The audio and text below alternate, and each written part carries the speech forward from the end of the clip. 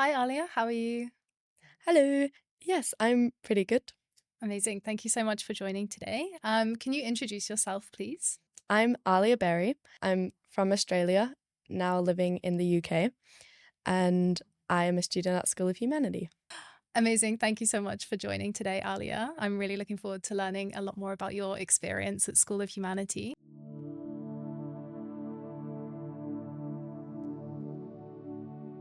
Can you tell me why did you join School of Humanity?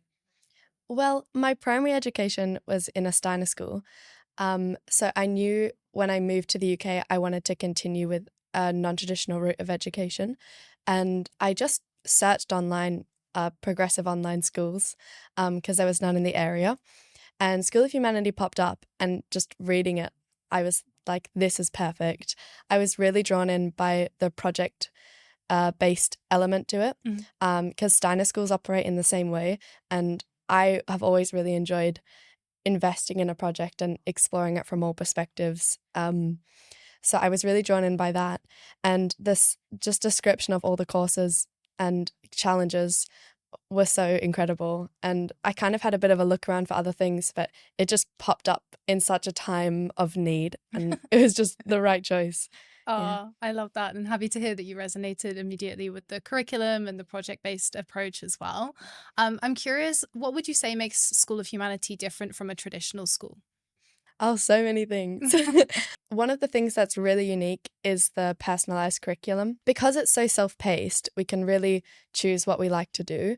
It's really personalized to the extent where you can be studying psychology and philosophy, which in a lot of traditional schools, because of the limited teachers' resource, we don't have the option to be doing such unique self designed courses. So I think that's something that really makes it unique. And also the flourishing curriculum, it's yeah, it's really the star of School of Humanity, and it just makes so much sense. Of course, we should be learning how to look after ourselves and each other, both our bodies and our mind, and that's really just should be introduced to every school. Yeah. Oh, fantastic. I love that description, the star of School of Humanity. Can you share a little bit more around what the flourishing curriculum is and how you've maybe tailored it to your own unique needs and your unique journey? Well, the flourishing curriculum explores health, I would say, in a very varied way. So, mental health, and from topics like recognizing the ego to healthy communication and self independence and confidence, all the way through to physical health. A lot of students do swimming journeys or running journeys, and we learn about yoga and mindfulness. And in the past, I've explored making sport fun because I found doing school online, I can sometimes struggle to get outside and actually go places. So I would go on like what I would call little quests and forages as my form of exercise, um, because I think it made it more fun to get out and about if I thought of it as a little quest. And that was quite nice that something that is looking after yourself and doing things you love and learning mushroom names and stuff can be evidence as schoolwork. And that's what I really love about the flourishing curriculum is it's what are you doing in your life for you? Now you can evidence your school with that. And I just think it's really nice because it inspires you to do those things for yourself. Oh, that's amazing. And yeah, it definitely sounds like you were able to kind of tailor it to your own interests and to make things like those kinds of activities, physical activity, fun and tailored to what works best for you. Yeah. And I do think that is the beauty of the flourishing journey is that each individual learner can kind of choose which aspect that they want to personalize to their own interests. So Mm. it naturally becomes a very unique component of the curriculum, but ultimately it is mandatory for everyone to have a flourishing journey and be focusing on their kind of mental well-being alongside, of course, other more traditional topics as well. So, following along from this, then I'm curious to learn a little bit more about your personalized curriculum and your projects. Can you tell me about a recent project that you've been working on? Share a little bit about what problems you've been tackling and the solutions that you've developed. Yeah. So now that I'm in the advanced curriculum, I've been working on a year-long project, our EPQ, and for that, I wanted to challenge the problem of climate change in a unique way that I could kind of manage because it's a rather large problem. And I challenged that by exploring how I can support my local community in being resilient to the effects of climate change. And I did that by running a 1 day event that was a conference festival hybrid with lectures and panel discussions and workshops in the day, leading into music by local musicians in the evening. And the aim was to bring together all the farmers, the people working on renewable energy, the people bringing electric buses into the area, the activists, also the Indigenous Welsh people, the elders, the storytellers, to really bring all of everyone who cares about the land together and be like, we are doing something. There is resilience in our area, and how can we be involved? How can we support these? And then the music at the end, I think music and art is just such a bridge builder, and it connects people across all sorts of social barriers.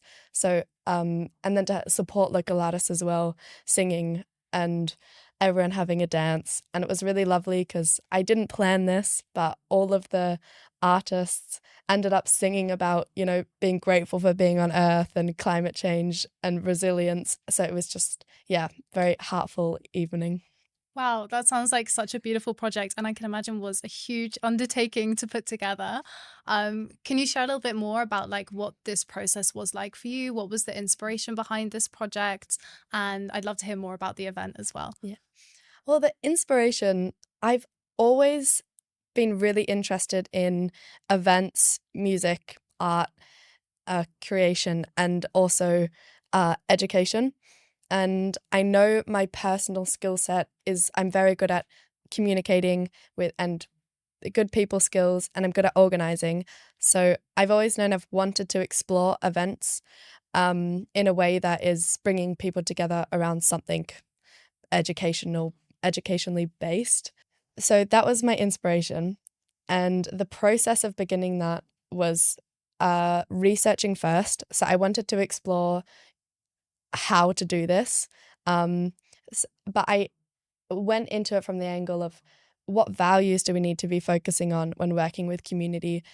And I discovered that it's really important to get to know your community, to ask people, what do you guys feel like you need? Because if you design something outside of the community and try and put it onto the community, it's not as sustainable long term, and it isn't taken as well. So I researched what's happening in my local area, or what it's missing, and then brought outside perspectives in as well as local perspectives, so that it kind of covered all topics. Wow, that's amazing. And I also love the kind of research based underpinning that went into creating such a wonderful event for the community. And what was the actual event itself like? How was it received by the community? And do you have any, I guess, data or insights from the impact of the event itself? Yeah, I handed out a survey in person because I think it's difficult to get responses over email sometimes. So after all of the lectures and discussions, I handed out a survey, and I didn't ask too many questions. I just wanted to see if I met my main goals, which was reaching a local audience. Over 60% of people attended were over 5 miles away, but majority of them did still live in North Wales. And then I wanted to see if it created a sense of coherence within the community, if people felt connected to each other, and that was very high. People very much felt that they had connected across sectors. I wanted to also see if the people had felt like I had explored and portrayed what is happening in our local community well, and that was also very agreed with. Fantastic. Well, it definitely sounds like it was a success. And yeah, I absolutely love hearing more about that project. I think it's like such an amazing way to kind of bring the community together, but to also connect your own individual passion for sustainability and ensuring that your community is resilient for climate change. Can you share a bit more about what the school community is like at School of Humanity? Yeah, it's it's quite unique because normal high school can be an absolutely chaotic environment. Putting a bunch of people the same age into a place 5 days a week is madness. The learning environment is excellent. In my past experiences at school, there's interruptions and people talking, and sometimes the classes can be hard to learn in. Whereas at School of Humanity, everyone is really engaged and there's a lot of activities. The learning environment is amazing and it's quite sweet. At the start of every class, we have energizers, which you get to know cute little things about each other. It might be bring your favorite current object, and then you find out that one of the people you've been talking to yesterday in class has like 18 toy pigs. And that's quite sweet. So you build quite wholesome relationships with the people in your class. And I'm quite excited to meet some of them in person at our annual gathering and graduation this year. Fantastic. Moving forwards a little bit, I'd love to learn more about some of the concepts or skills that you've learned as a part of the school curriculum. And I know that at School of Humanity, we learn by tackling challenges. So we look at real world problems that we see in the world around us and think about ways that we can create solutions to those problems. Can you teach us or explain a concept that you have learned as a part of one of these challenges? Mm. I took the Building Sustainable Futures Challenge this year, and during the Engage phase, we spent a week learning about the shadow side of the renewable energies movement, which I found absolutely fascinating. I'd never heard of it before. We need to make this move away from fossil fuels, though a lot of the materials needed to build the solar panels and all of the renewable energy equipment does actually exist underneath rainforest or underneath natural habitat, and quite often under communities and villages in third world countries. So there's this kind of element of, oh, we've done that before with oil. And though with the renewable energy, arguably we don't have to take it as much. We just take it once and build the thing that brings us energy. But how we get around that ethical dilemma, how we work through that, was a really interesting thing to explore. Wow, that is fascinating and actually not something I've really come across much over the past few years. So, super interesting to hear more from your perspective on this. And I'd love to know, are there any particular skills or topics that you feel like you've really built on since you've joined at School of Humanity? I think one of my most tested and strengthened skills at School of Humanity has been time management. Working in a self paced curriculum in your own home, you don't have a teacher behind you saying, oh, you do this, looking over your shoulder. You really have to find it within yourself to do the work. What always comes to my mind around it is you put 100% in, you get 100% out. And that skill of really putting 100% in and getting over procrastination, every School of Humanities student is going to have to learn that lesson. It's not easy, but I think it's such an important skill because every job, and your normal life, looking after yourself when you move out of home and go all through life, you do need to rely on yourself to manage your time and get over that procrastination. So that definitely has been strengthened, though I think we all struggle with it a little bit. And I think also my written and verbal communication have been strengthened a lot. I've noticed even over the last year, my writing skills, and through the literature review and the extended paper we wrote over the last year, we're so supported in learning how to write properly and research properly and reference properly.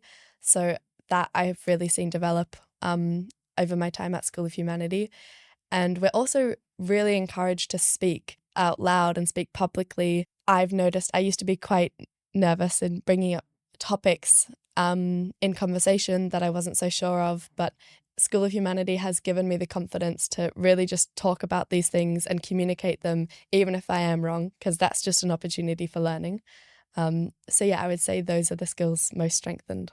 Oh, I'm so happy to hear that. And I love that you've picked up a few different areas that you're proud of developing. And Mm. yeah, it definitely sounds like you've achieved so many amazing things so far on your journey. And I know this is just the beginning for sure. Okay, switching gears a little bit. I'd love to learn more about how you structure your time as someone who is part of an online school. How do you structure your week and what does a typical day in the life look like for you? As I mentioned, time management is something you've really got to learn. So structuring an online school and how you fit that into your day, I've experimented with a lot over the last 2 years. For reference, my sessions start at 11:30. So I usually wake up, and before my sessions start, I like to have that as no screen time, or especially no work time. So I usually have quite a slow morning in that sense where I don't engage in any work. And then I have my sessions through majority of the day and then take a break after sessions to integrate what I've learned, where I usually go outside. Hopefully, sometimes I don't. because it's raining a lot in Scotland. But I try to go outside and move my body because I think that helps me kind of reset my brain to be able to get back on my computer and be productive in the work that I do. And then sometimes I hang out with my friends or my partner after that, but most of the time I do most of my socializing and activities over the weekend because it's so amazing at School of Humanity. We have a 4-day a work week that in for classes. I do still work on Fridays, but I can decide to do that work on Saturday if there's something I want to do on Friday. So that 4-day work week makes it a lot easier to manage. Mhm. Fantastic. So it gives you more, I guess, freedom around other activities, spending time with friends, extracurriculars as well. And I love that you've kind of found a flow in the day that works well for you with the session timings and giving yourself time to spend outside as well, which is, of course, really important too Mm. when it's not raining for you in Scotland. I also just remembered about extracurriculars. I engage in a few things that relate to my schoolwork in a loose way. On Thursday mornings, I spend the day at my community garden where I look after a food forest and meadows there and a little polytunnel, more allotment type garden with a crew of about 15 other people. And that's another good thing that gets me outside. And that was actually my main flourishing journey this year was community service. So I do that also outside of school. Oh, I love that. And so you were able to make this a part of your flourishing curriculum as well and Mm, earn kind of credit for it within the learning journey too. yeah. Fantastic. That's very cool. What would you say you're most proud of since joining School of Humanity? Two projects come to mind with that question. My very first project at School of Humanity, it was a immersive podcast with music and poetry, exploring the idea of nature as conscious. The podcast was called Nature's Consciousness, and it explored our human relationship with nature and nature's relationship with humans, more from the perspective that plants can observe and are alive and are sensing each other. So I explored that through science that's not so mainstream science. I also explored it from the lens of ancient culture and religion with how they see the universe. So it was kind of an interdisciplinary exploration of our relationship with Earth. So I was very happy with that project, partly because I think it just transformed the way I think about life. Like the things I was reading and what I was making, it was just such a deep dive into a new perspective. And then my most recent project of the Sustainability Confest and how that all went, that was definitely something I'll remember forever. Oh, Mm. beautiful. Thank you so much for sharing and so happy to hear that. I know you're coming to the end almost of your journey with us at School of Humanity. What are your plans for graduation and how are you preparing for those plans at the moment? I've been very flipping between things over the last year, but a kind of recent experience has really inspired me to attend a university called Black Mountain College in south of Wales. It's also an interdisciplinary educational system exploring agriculture, but in a systems thinking way. So, exploring economics in relation to agriculture. It's art based learning, a lot of practical work out in the beautiful Brecon Beacon Mountains. So, and School of Humanity is in communication with Black Mountain College, which is amazing. But I do intend to take a gap year. I want to go back to my homeland, Australia, and spend a while there exploring, possibly explore India with my friend. I want to take some time outside of education before so I'm really ready and hungry for university when I go. Mhm. Fantastic. Thank you so much. That sounds really exciting Yeah, and wishing you all the best on that journey as well. yeah. Thank you so much, Alia, for joining today. It's been fantastic to learn more about your experiences and wishing you all the best for your future. Yeah, thank you so much for having me.